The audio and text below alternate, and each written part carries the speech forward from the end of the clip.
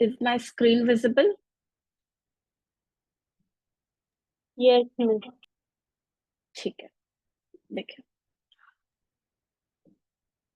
Reserve bank of India, इसमें हमें समझना क्या क्या है कि आरबीआई जो है वो स्टैब्लिश कब हुआ, फिर उसके बाद में आरबीआई का जो फाइनेंशियल ईयर है वो क्या होता है।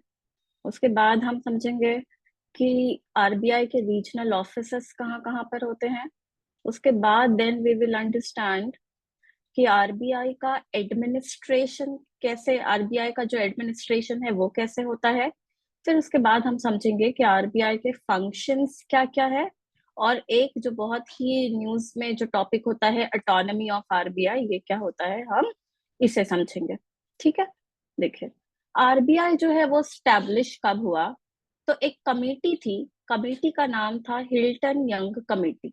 तो आरबीआई का जो स्टैब्लिशमेंट हुआ वो हिल्टन यंग कमेटी के रिकमेंडेशन पर एक एक्ट बनाया गया, आरबीआई एक्ट 1934। और इस एक्ट 1934 के अंडर आरबीआई को स्टैब्लिश किया गया ऑन 1 अप्रैल 1935। तो आरबीआई का स्टैब्लिशमेंट कब हुआ है? 1 अप्रैल 1935 को। कौन से एक्ट के अंडर में? आरबीआई एक्ट 1934 के अंडर में। ठीक। अब कौन सी कमेटी ने रेकमेंडेशन दिया था आरबीआई के फॉर्मेशन के लिए? तो हिल्टन यंग कमेटी ने। आरबीआई जब बना था 1935 में, उस वक्त उसका हेडक्वार्टर कहाँ पर था? तो जब आरबीआई बना 1934 में, हेडक्वार्टर वाज इन कैलकाटा। ठीक है। फिर बॉम्बे शिफ्ट किया गया उसे 1937 में। और जब आरबीआई बना था तो ये जो है प्राइवेट सेक्टर में था, with the share capital of 5 crore. यानी कि मोर देन 50% शेयर जो है वो प्राइवेट सेक्टर में था।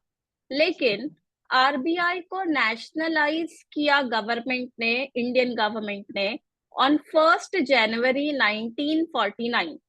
नेशनलाइज किया यानी क्या? उसको परचेज किया, यानी क्या? अब 100% जो शेयर है वो किसका है? गवर्नमेंट का है। तो ये हमने थोड़ा जानकारी ली किसके स्टैब्लिशमेंट के बारे में, कि when was RBI form. So it is formed under RBI Act 1934. It was formed on 1st April 1935 on the recommendation of Hilton Young Committee. When it was formed, initially its headquarter was in Calcutta. It was shifted to Bombay in 1937. It was when it was established, it was in private sector, but it was nationalized on 1st January 1949. अब उसके बाद अगर हम RBI के financial year की बात करें, तो फाइनेंशियल ईयर हमारा क्या होता है? 1 अप्रैल टू 31 मार्च। ठीक है। पहले आरबीआई का जो फाइनेंशियल ईयर होता था वो जुलाई टू जून होता था, 1 जुलाई टू 30 जून। लेकिन अब क्या है? अभी इट इज 1 अप्रैल टू 31 मार्च। उसके बाद अगर हम रीजनल ऑफिसर्स की बात करें आरबीआई की, तो हेडक्वार्टर जो है आरबीआई का वो है मुंबई में। लेकिन उसके अलावा, मुंबई के हेडक्वार्टर के अलावा, काफी सारे इसके रीजनल ऑफिसर्स भी हैं, सब रीजनल ऑफिसर्स भी हैं। तो अगर हम बात करें तो रीजनल ऑफिसर्स जो है अभी 19 रीजनल ऑफिसर्स हैं और 10 स्मॉलर सब रीजनल ऑफिसर्स हैं। इसका मतलब क्या हुआ? 19 प्लस ये 10, तो 29 जो है रीजनल ऑफिसर्स हैं। और एक सेंट्रल ऑफिस जो कि मुंबई में है। अब अगर हम बात करें कि आरबीआई का एडमिनिस्ट्रेशन कौन संभालता है, एडमिनिस्ट्रेशन कौन देखता है, तो एडमिनिस्ट्रेशन के लिए दो बोर्ड होते हैं। एक होता है लोकल बोर्ड और दूसरा होता है सेंट्रल बोर्ड। हम बात कर रहे हैं कि आरबीआई का एडमिनिस्ट्रेशन कौन संभालता है। तो कौन संभालता है आरबीआई का एडमिनिस्ट्रेशन? तो दो बोर्ड होते हैं, एक होता है लोकल बोर्ड और दूसरा होता है सेंट्रल बोर्ड। अब देखिए, लोकल बोर्ड में कौन कौन होता है, कौन से मेंबर होते हैं, लोकल बोर्ड कहाँ होता है, कितने मेंबर होते हैं, कौन अपॉइंट करता है, कितने सालों के लिए आते हैं, पहले हम समझेंगे लोकल बोर्ड के बारे में और फिर सेंट्रल बोर्ड के बारे में। ठीक, तो ये जो लोकल बोर्ड है, ये जो है, चार लोकल बोर्ड है हमारे पास। एक है नॉर्थ में, साउथ में, ईस्ट में और वेस्ट में। नॉर्थ में है दिल्ली में, साउथ में है चेन्नई में, ईस्ट में कोलकाता में और वेस्ट है मुंबई में। तो ये जो चार लोकल बोर्ड्स है, तो इन चारों बोर्ड में जो है वो पांच पांच मेंबर होते हैं। यानी अगर नॉर्थ बोर्ड है तो उसमें कितने मेंबर होंगे? पांच मेंबर होंगे। और ये मेंबर को कौन अपॉइंट करता है? सेंट्रल गवर्नमेंट अपॉइंट करती है। और ये कितने सालों के लिए अपॉइंट किए जाते हैं? तो 4 सालों के लिए अपॉइंट किए जाते हैं। तो इस तरह से हमारे पास चार लोकल बोर्ड होते हैं जो कि लोकल लेवल पर, रीजनल लेवल पर एडमिनिस्ट्रेशन देखते हैं। कहाँ है? तो दिल्ली, चेन्नई और ईस्ट में कोलकाता और वेस्ट में मुंबई। हर लोकल बोर्ड में पांच मेंबर होंगे, 4 सालों के लिए अपॉइंट किए जाएंगे और उनको सेंट्रल गवर्नमेंट अपॉइंट करेगी। तो ये तो हमने देख लिया लोकल बोर्ड के बारे में। इसके अलावा we have central board also, central board of directors also. हम पढ़ रहे हैं कि आरबीआई का ये जो पूरा एडमिनिस्ट्रेशन है, एडमिनिस्ट्रेशन कौन संभालता है? तो कौन संभालता है? लोकल बोर्ड भी होता है और सेंट्रल बोर्ड भी होता है। तो हमने समझा लोकल बोर्ड में कौन कौन होता है। अब हम देखेंगे कि सेंट्रल बोर्ड में कौन कौन होते हैं। तो देखिए, अब ये सेंट्रल बोर्ड ऑफ डायरेक्टर्स जो है, इसमें कुछ ऑफिशियल डायरेक्टर्स होते हैं और कुछ नॉन ऑफिशियल डायरेक्टर्स होते हैं। तो अब हम समझेंगे कि इनमें कौन कौन होते हैं। तो सेंट्रल बोर्ड ऑफ डायरेक्टर्स में जो ऑफिशियल डायरेक्टर्स है, ऑफिशियल डायरेक्टर्स कौन कौन है? Governor and 4 deputy governors. तो ऑफिशियल डायरेक्टर्स कौन कौन होते हैं? Governor and not more than 4 deputy governors. तो ये तो हो गए कौन? ऑफिशियल डायरेक्टर्स हो गए।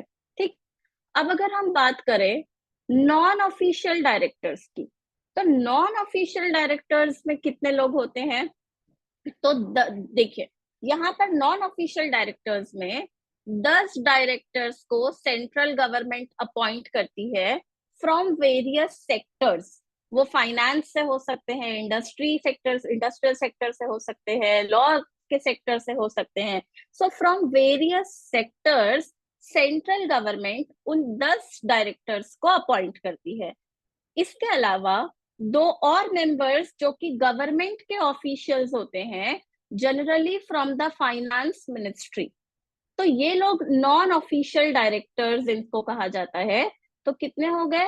10 डायरेक्टर्स जो कि nominated by central government from various field. उसके अलावा दो गवर्नमेंट ऑफिशियल्स जो कि मेनली फाइनेंस मिनिस्ट्री से होते हैं।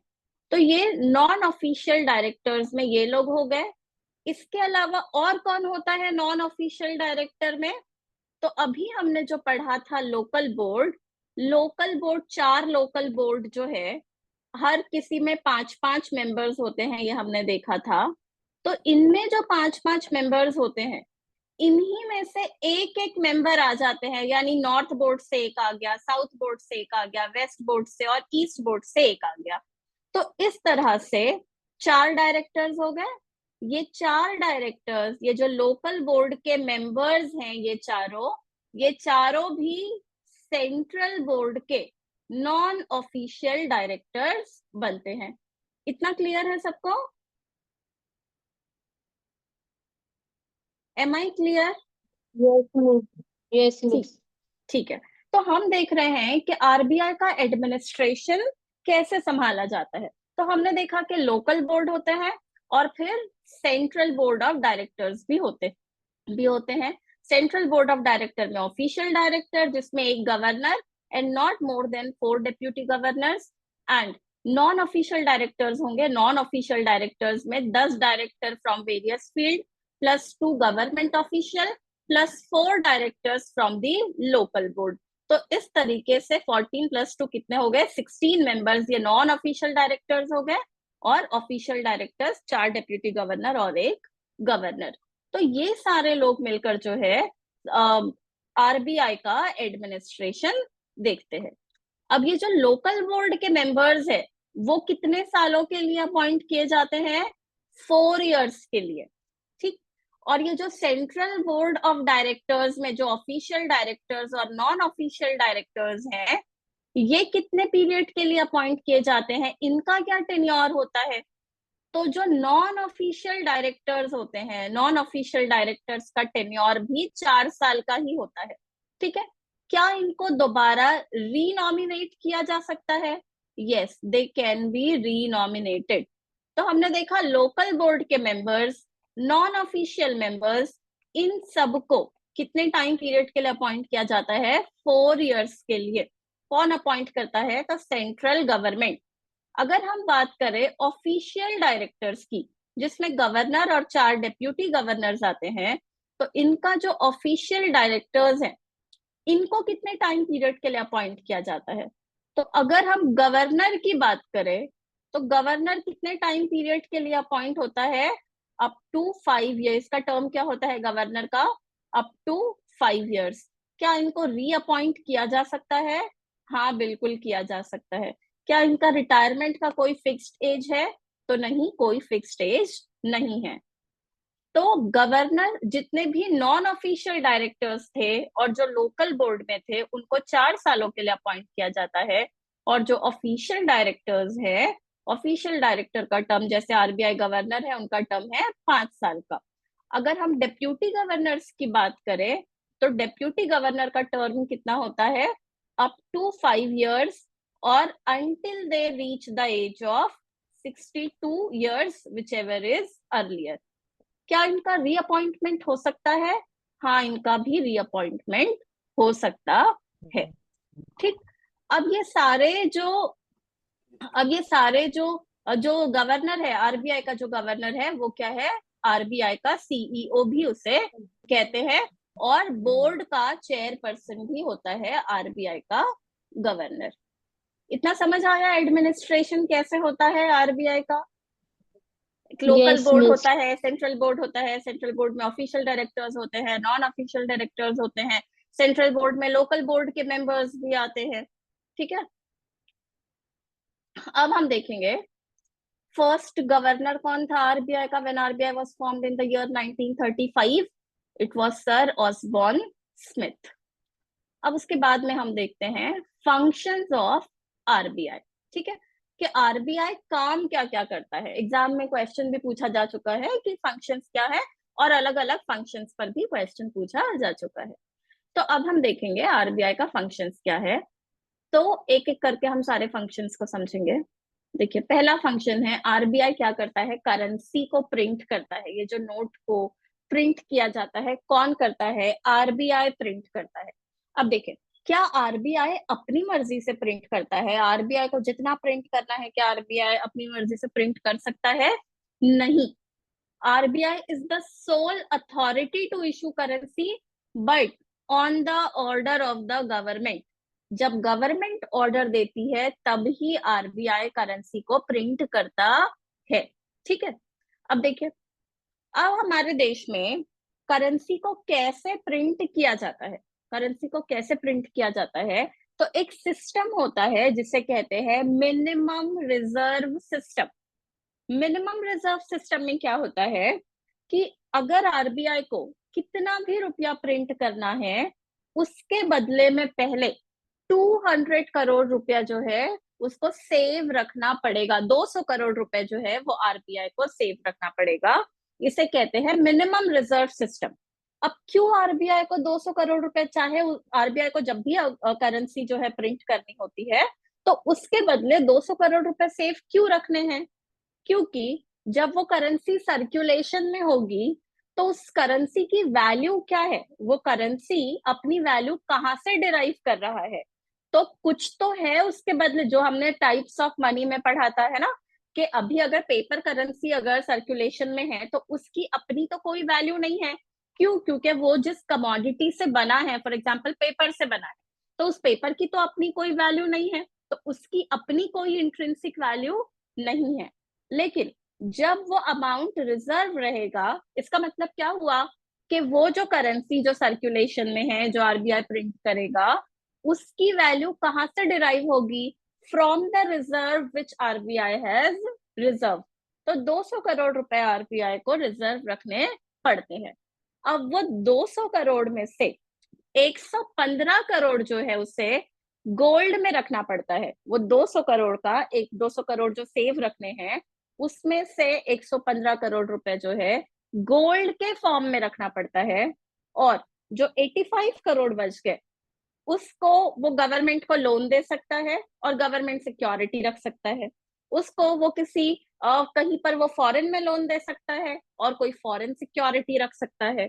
तो ये जो 200 करोड़ रुपया रिजर्व रखने का ये जो सिस्टम है उसे हम कहते हैं मिनिमम रिजर्व सिस्टम।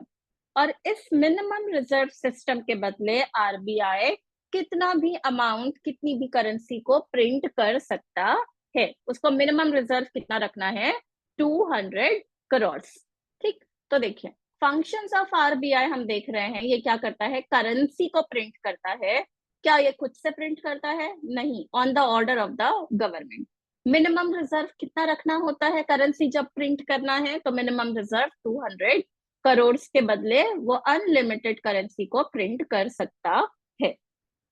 अब अगर आप देखोगे कि जो 2 रुपए से जो नीचे वाले डिनोमिनेशन है, जैसे मान लीजिए 1 रुपया 50 पैसा, इसको आरबीआई प्रिंट नहीं करता। तो इसको कौन, जैसे फॉर एग्जाम्पल 1 रुपए का कॉइन है या फिर 50 पैसे का कॉइन है या फिर 1 रुपए की नोट है, तो इसको प्रिंट या फिर इसको कॉइन को मिंट आरबीआई नहीं करता। तो कौन करता है? Finance ministry. इसको जो है वो गवर्नमेंट, उन कॉइन को मिंट कौन करेगा? गवर्नमेंट। गवर्नमेंट मतलब यहाँ पर फाइनेंस मिनिस्ट्री। कौन से एक्ट के under? Under currency and coinage act 2011। ठीक है, तो under currency and coinage act government इसको जो है, जो लोअर डिनोमिनेशन की जो करेंसी है उसको प्रिंट करेगी, लेकिन सर्कुलेट कौन करेगा उसे? आरबीआई। और अगर आप देखोगे तो उस पर आरबीआई के गवर्नर की साइन नहीं होगी। तो किसकी साइन होगी? फॉर एग्जाम्पल 1 रुपए का नोट है तो उस पर आरबीआई के गवर्नर की साइन नहीं होगी। किसकी होगी? फाइनेंस सेक्रेटरी की साइन होगी। ठीक, तो जो लोअर डिनोमिनेशन है जैसे 1 रुपया और 50 पैसा, वो गवर्नमेंट प्रिंट करेगी बट आरबीआई सर्कुलेट करेगी। उस पर साइन भी फाइनेंस सेक्रेटरी की होगी, ना कि आरबीआई गवर्नर की। लेकिन अगर हम 1 रुपए से ज्यादा वाले डिनोमिनेशन की बात करें तो उस पर किसकी साइन होगी? गवर्नर की साइन होगी। जैसे फॉर एग्जाम्पल 2 रुपए की नोट है, 2 रुपया है, 1 रुपए से ज्यादा जो भी डिनोमिनेशन है उस पर गवर्नर की साइन होगी। और इसको प्रिंट कौन करेगा? आरबीआई ही प्रिंट करेगी और इसको सर्कुलेट और डिस्ट्रीब्यूट भी आरबीआई ही करेगी। ठीक है, अब 1 रुपए से ज्यादा जो आरबीआई प्रिंट करेगी, डिस्ट्रीब्यूट करेगी, प्रिंट के बदले उसको कितना रुपया सेव करना होगा? 200 करोड़ रुपए उससे रिजर्व रखने पड़ेंगे। और मैंने कहा कि 115 करोड़ रुपए जो है कंपलसरी किस में रखना है? गोल्ड में रखना है। और 85 करोड़ जो बाकी के बचे उसको फॉरेन सिक्योरिटी में या फिर गवर्नमेंट सिक्योरिटी के फॉर्म में रखा जा सकता है। इस सिस्टम को कहा जाता है minimum reserve system. Am I clear? Yes miss. अब देखिए आरबीआई जो है, आरबीआई जो प्रिंट करता है वो मैक्सिमम कितने रुपए की नोट प्रिंट कर सकता है? तो as per section 24 of RBI act 1934 maximum कितने रुपए की नोट प्रिंट कर सकता है? 10,000। ठीक, मैक्सिमम कॉइन, कितने रुपए का कॉइन मिंट किया जा सकता है? तो as per section 4 of RBI act 1934 कितने रुपए का कॉइन मिंट किया जा सकता है? मैक्सिमम 1,000 रुपए का। और सेक्शन 6 के अकॉर्डिंग, आरबीआई एक्ट 1934 के सेक्शन 6 के अकॉर्डिंग मैक्सिमम पेमेंट जो कॉइन के थ्रू दिया जा सकता है वो कितना है? 1,000 रुपए। अगर आपको याद होगा तो लास्ट लेक्चर में भी हमने ये पढ़ा था कि आप जो है 5 रुपया, 10 रुपया, 20 रुपया है ना, इसके जो कॉइन है इससे आप मैक्सिमम 1,000 रुपया पे कर सकते हैं। 50 पैसे के कॉइन से मैक्सिमम कितना पे कर सकते हैं? 50 पैसे के कॉइन से याद है किसी को? लास्ट लेक्चर में हमने पढ़ा था ये।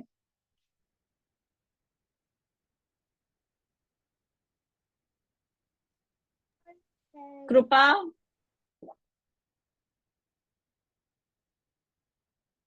चलिए आगे बढ़ते हैं। No please revise. हाँ, देखिए। नो आ- रिवीजन।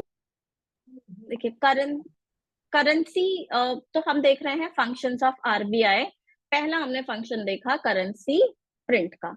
सेकंड फंक्शन देखिए, आरबीआई क्या है? आरबीआई जो है गवर्नमेंट का बैंक है। गवर्नमेंट भी तो फाइनेंशियल ट्रांजैक्शन करती है, गवर्नमेंट को भी लोन लेना होता है। गवर्नमेंट के फाइनेंशियल ट्रांजैक्शन कहाँ से होंगे? गवर्नमेंट का अकाउंट होता है। तो गवर्नमेंट अपना अकाउंट कहाँ खोलेगी? मोहल्ले के जो पंजाब नेशनल बैंक है वहां तो जाके नहीं खोलेगी, है ना। आरबीआई जो गवर्नमेंट का अकाउंट है वो कहाँ होगा? आरबीआई में होगा, है ना। तो आरबीआई जो है वो गवर्नमेंट के बैंक की तरह भी फंक्शन करती है। तो गवर्नमेंट जो है अपना अकाउंट खोल सकती है, गवर्नमेंट के फाइनेंशियल ट्रांजैक्शंस होते हैं आरबीआई के थ्रू। उसके अलावा आरबीआई जो है वो गवर्नमेंट को एडवाइस करती है, फाइनेंशियल एडवाइसेस। उसके अलावा गवर्नमेंट को लेंड करती है, उधार देती है, क्रेडिट देती है। उसके अलावा जो गवर्नमेंट सिक्योरिटी, गवर्नमेंट जब लोन लेती है तो सिक्योरिटी देती है ना। तो ये जो गवर्नमेंट सिक्योरिटी का सेल और परचेज होता है, जो हम मॉनेटरी सिस्टम के चैप्टर में पढ़ चुके हैं, तो ये जो गवर्नमेंट सिक्योरिटी का सेल एंड परचेज है, ये कैसे होता है, किसके थ्रू होता है? तो आरबीआई ही करती है। ठीक है। तो RBI manages government borrowing through sale and purchase of government security. RBI जो है वो किसके साथ कोऑर्डिनेट करके गवर्नमेंट की सिक्योरिटी को बाय और सेल करती है, गवर्नमेंट की बोरोइंग को मैनेज करती है? तो किसके साथ कोऑर्डिनेट करके? PDMC, public debt management cell. तो आरबीआई जो है पब्लिक डेट मैनेजमेंट सेल के साथ कोऑर्डिनेट करके गवर्नमेंट की बोरोइंग को मैनेज करती है through sale and purchase of government security. ठीक है, इतना समझ आया आपको कि आरबीआई जो है क्या क्या फंक्शन कर रही है? तो करेंसी प्रिंट कर रही है, गवर्नमेंट के बैंक की तरह काम कर रही है। उसके अलावा सिर्फ गवर्नमेंट का ही बैंक नहीं है आरबीआई, बल्कि बैंक्स का भी बैंक है आरबीआई। क्यों? क्योंकि बैंक्स के भी तो फाइनेंशियल ट्रांजैक्शंस होते हैं। बैंक्स जो भी बैंक्स को भी रिजर्व रखना होता है, बैंक्स को भी अकाउंट में डिपॉजिट करना होता है ना। तो बैंक्स को भी बैंक चाहिए। तो बैंक्स का बैंक कौन है? आरबीआई। तो RBI functions as a banker's bank. Bank जो है अपना अकाउंट खोल सकते हैं आरबीआई के साथ, रिजर्व रख सकते हैं। आरबीआई बैंक्स को एडवाइस करेगा, लेंड करता है, क्रेडिट यानी उधार देता है। RBI is lender of last resort, है ना। आरबी बैंक्स जो है वो आरबीआई से किसी भी फाइनेंशियल क्राइसिस के टाइम पे बैंक्स जो है वो आरबीआई से लोन ले सकती है। उसके अलावा RBI provides clearing house facility. ये क्या है? क्लियरिंग हाउस फैसिलिटी का मतलब, फॉर एग्जाम्पल, हम जो हमारे फॉर एग्जाम्पल लेट से कि मेरे पास एटीएम है एसबीआई बैंक का। ठीक। अब मैं कहीं बाहर थी और मुझे जो है वो पैसों की जरूरत पड़ गई। अब मेरे सामने जो बैंक है, जो एटीएम है, वो एचडीएफसी का एटीएम है। तो मैं कहाँ गई? एचडीएफसी के एटीएम में गई अपना एसबीआई कार्ड लेकर, और वहां से मैंने पैसे विथड्रॉ कर लिए। इसका मतलब कि मेरा पैसा तो एसबीआई के पास था, लेकिन मुझे पैसा किसने दिया? सपोज मैंने 5,000 रुपए विथड्रॉ किए, ठीक है। तो मेरा 5,000 रुपया एसबीआई के पास था, लेकिन मुझे पैसे किसने दिए? एचडीएफसी बैंक ने दिए ना। तो बाद में एसबीआई को एचडीएफसी को 5,000 रुपया देने पड़ेंगे, है ना। ये जो ट्रांजैक्शन हुआ है उसको क्लियर करना पड़ेगा, है ना। तो इसी को कहते हैं क्लियरिंग हाउस फैसिलिटी। और ये जो क्लियरिंग हाउस फैसिलिटी होती है, ये कौन प्रोवाइड करता है? आरबीआई प्रोवाइड करती है। ठीक। So RBI provides clearing house facility for settlement of mutual transactions. उसके अलावा और क्या फंक्शन है आरबीआई का? तो it functions as supervisor of banks. Banks को सुपरवाइज करना, बैंक्स को रेगुलेट करना, बैंक्स के लिए रूल्स बनाना, नॉर्म्स बनाना, है ना। ये सब कौन करता है? RBI. It is the supervisor of bank. ठीक। तो it regulates banks as per Basel 3 norms. Norm, ये जो बेसल 3 नॉर्म्स है ये क्या है? ये कुछ रूल्स है, कुछ रेगुलेशंस है जिन्हें हम बेसल 3 कहते हैं। इन रूल्स के अकॉर्डिंग आरबीआई बैंक्स को रेगुलेट करती है। जब हम बैंकिंग का चैप्टर पढ़ेंगे तो ये बेसल 3 नॉर्म्स क्या होता है ये हम समझेंगे। ठीक, उसके अलावा और क्या फंक्शन है आरबीआई का? तो it is the controller of credit, के इकोनॉमी में कितना लोन जाना चाहिए, इकोनॉमी में कितना मनी सप्लाई होना चाहिए, ये कैसे डिसाइड, कौन डिसाइड करता है? आरबीआई। और कैसे करती है? तो मॉनेटरी पॉलिसी का यूज करके। हमने पूरा मॉनेटरी पॉलिसी के चैप्टर में यही समझा है कि किस तरह से आरबीआई इकोनॉमी में मनी सप्लाई को रेगुलेट करती है। ठीक है, तो it is the controller of credit. For example, अगर आरबीआई को मनी सप्लाई इकोनॉमी से कम करना है तो वो क्या करेगी? मनी सप्लाई कम करना है तो सारे रेट्स जो है वो इंक्रीज कर देगी, जिससे क्या हो जाएगा? मनी सप्लाई कम हो जाएगा। उसके अलावा आरबीआई जो है, जो इंटरनेशनल फाइनेंशियल इंस्टीट्यूशंस होते हैं, फॉर एग्जाम्पल वर्ल्ड बैंक है, आईएमएफ है, इंटरनेशनल बैंक ऑफ सेटलमेंट है, वहां पर आरबीआई इंडिया के रिप्रेजेंटेटिव की तरह काम करता है। ठीक है, उसके अलावा और क्या फंक्शंस है? Custodian of forex reserve. Custodian of forex reserve यानी हमारे पास जो फॉरेन एक्सचेंज रिजर्व है उसकी कस्टडी किसके पास है? आरबीआई के पास है। उसको कौन मैनेज करता है? आरबीआई मैनेज करता है। किस एक्ट के अकॉर्डिंग? तो एज पर फॉरेन एक्सचेंज मैनेजमेंट एक्ट 1999। उसके अलावा और आरबीआई का क्या फंक्शन है? तो it stabilises the exchange rate. अब जैसे देखिए, exchange rate for example, let say $1 है, $1 जो है वो सपोज करिए 80 रुपए के बराबर है। ठीक है, तो 80 रुपए का $1, ये क्या है? एक्सचेंज रेट है। ठीक है, फॉर एग्जाम्पल, अब मान लीजिए कि पहले जो 1991-92 से पहले की अगर हम बात करें तो ये जो एक्सचेंज रेट है कि $1 कितने रुपए के बराबर होगा, ये एक्सचेंज रेट कौन डिसाइड करता था? तो exchange rate was decided by RBI before 1991-92। लेकिन 1992 के बाद से क्या हुआ कि ये जो एक्सचेंज रेट है यानी $1 कितने रुपए के बराबर होगा, ये एक्सचेंज रेट अब आरबीआई डिसाइड नहीं करेगा, बल्कि ये मार्केट डिटरमाइंड होंगे। It will depend on the supply and demand.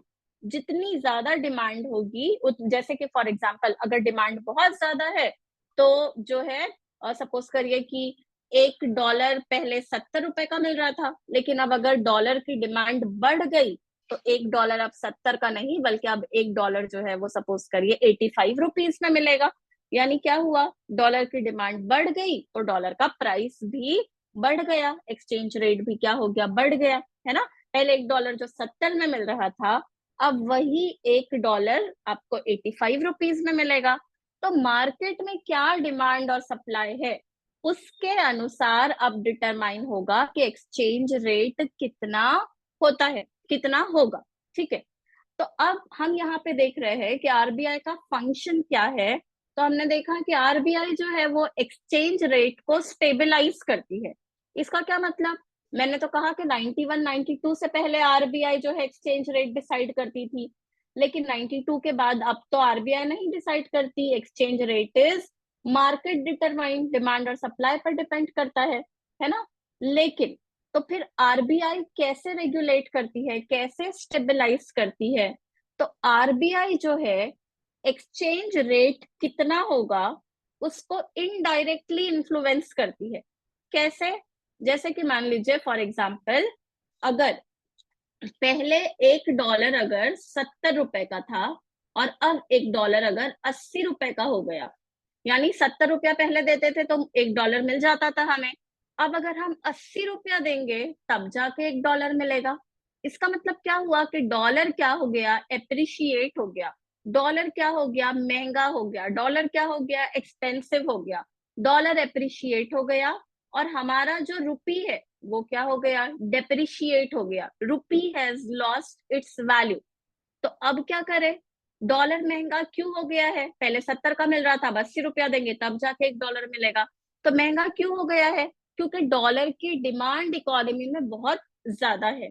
Dollar की डिमांड बहुत ज्यादा है और उसकी सप्लाई कम है, इसलिए हमारा रुपी क्या हो गया है, डेप्रिशिएट हो गया है। तो आरबीआई क्या करेगा, डॉलर की सप्लाई कम है इकोनॉमी में, इसलिए हमारा रुपी डेप्रिशिएट हुआ ना।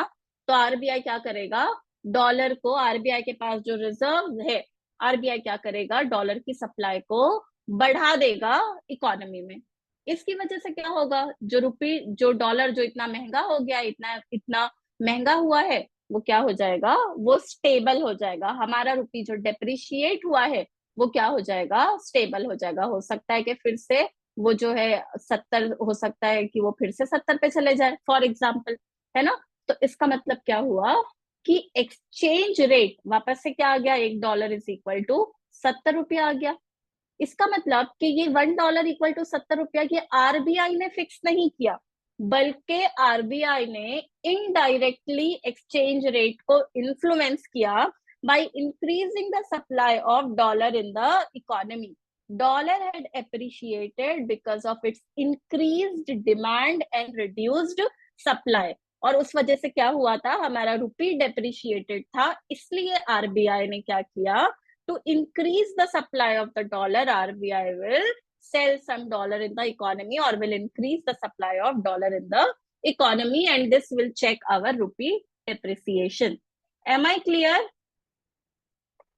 Yes miss. ठीक। तो हम देख रहे हैं फंक्शंस, अब तक हमने फंक्शंस क्या क्या पढ़ा, कि आरबीआई करेंसी को प्रिंट करता है, आरबीआई जो है वो गवर्नमेंट का बैंक होता है, फिर आरबीआई जो है बैंक्स का बैंक होता है, आरबीआई सुपरवाइजर ऑफ बैंक है, बैंक्स को रेगुलेट करता है। उसके अलावा आरबीआई जो है credit of, controller of credit है, और रिप्रेजेंटेटिव की तरह भी फंक्शन करता है इंटरनेशनल फाइनेंशियल इंस्टीट्यूशंस में। फॉरेक्स रिजर्व का कस्टोडियन है।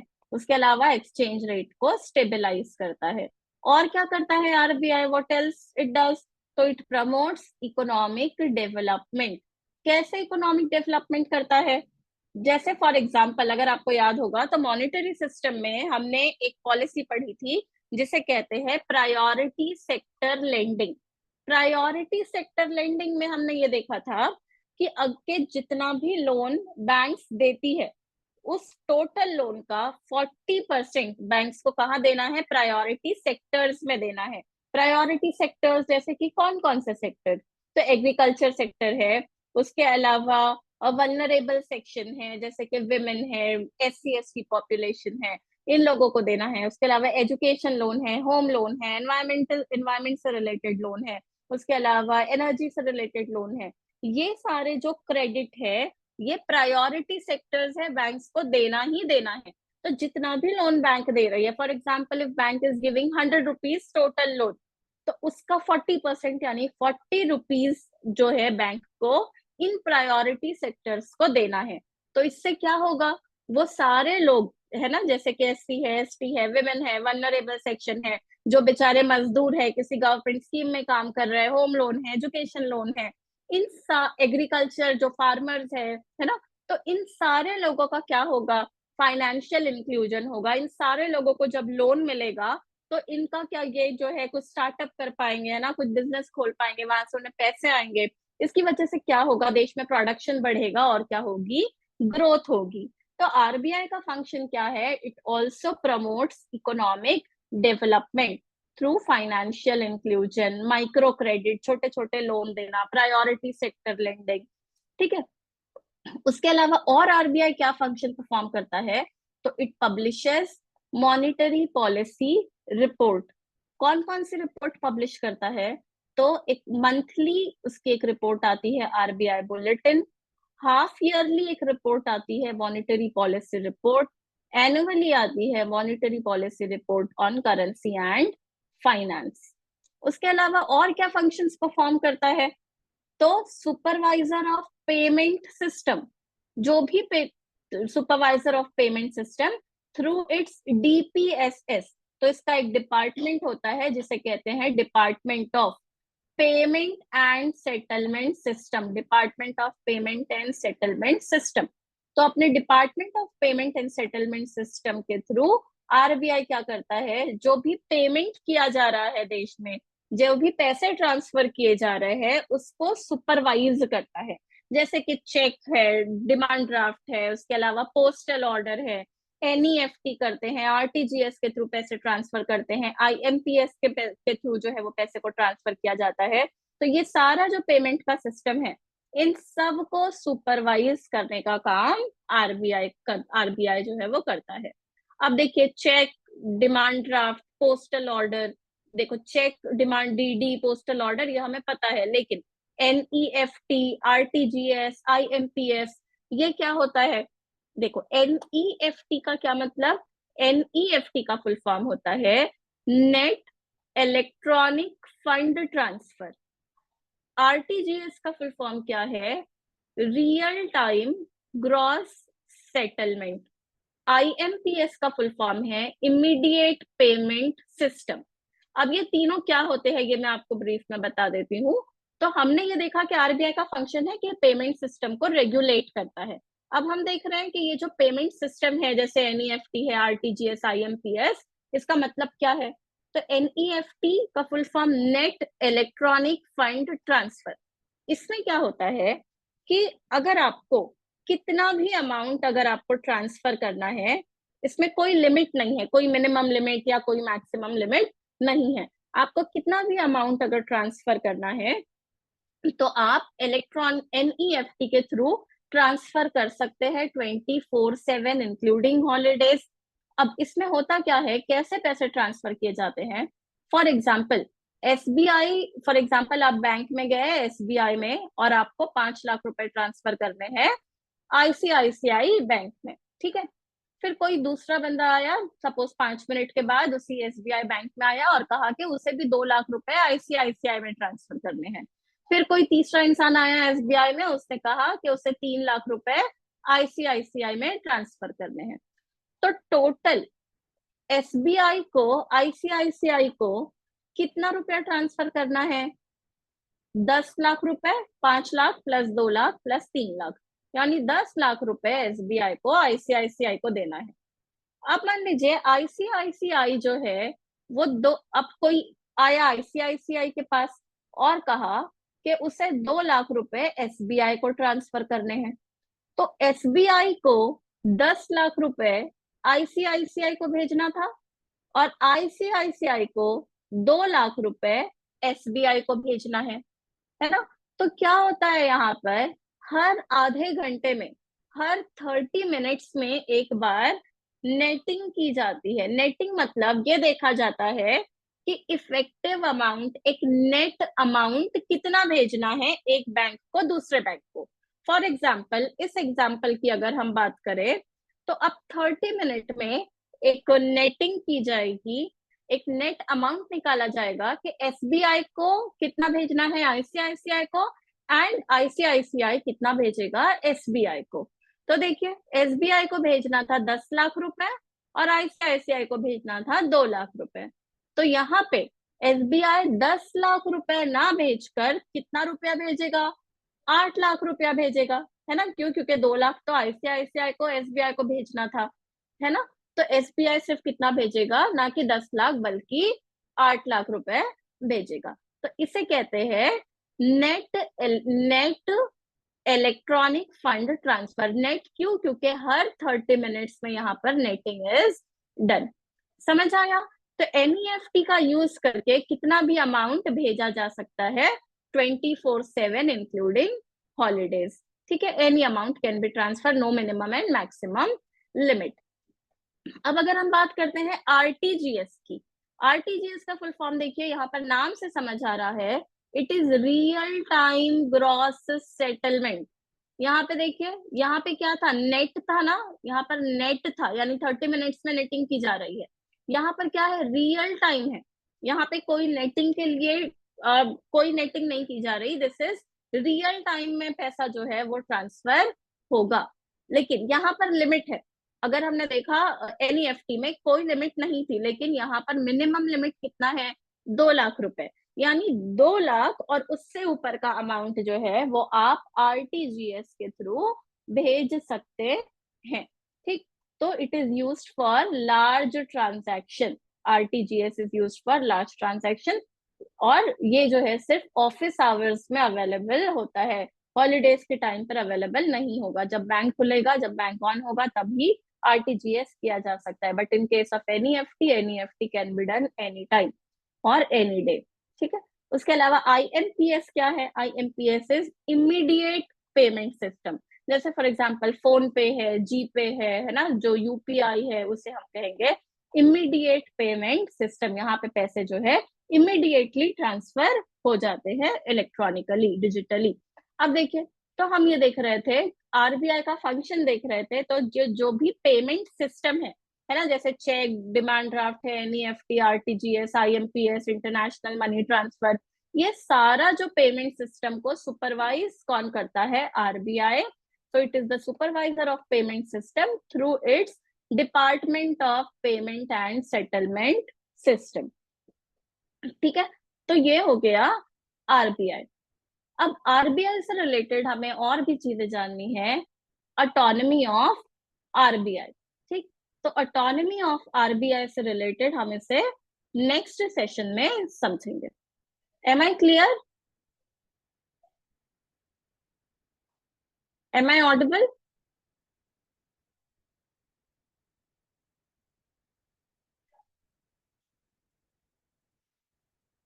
M I audible? Yes, miss. Okay, ठीक है। तो अब हम ऑटोनॉमी ऑफ आरबीआई अगले सेशन में समझेंगे। ठीक है, now see you all in the next session. तब तक आप जो है नोट्स बनाइए, नोट्स को रिवाइज करिए।